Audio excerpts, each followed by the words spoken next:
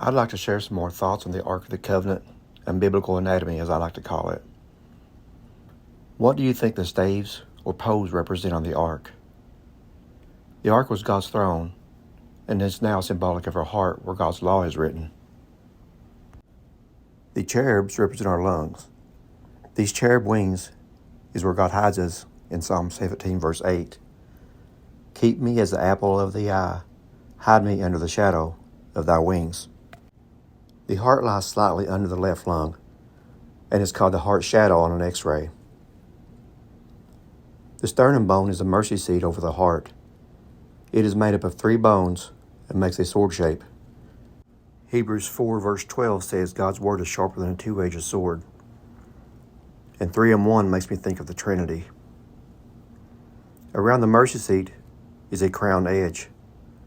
This resembles where the rib cartilage connects. But what about the 2 staves? They were placed through 4 gold rings and were never to be removed. The Levite priests placed them on their shoulders to transport the ark. If the ark is our heart and the heart carries blood, then the 2 staves represent our veins and arteries.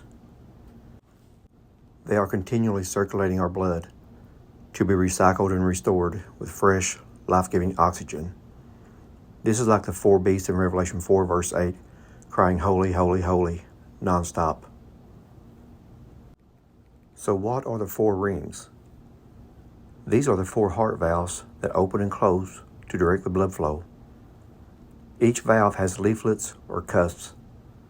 These are like doors or gates that open and close. 3 valves have 3 gates each, while the mitral valve only has 2, a total of 11 gates. Remember, the New Jerusalem has 12 gates, and Jesus had 12 disciples. 1, Judas betrayed him in a garden of trees and had to be replaced.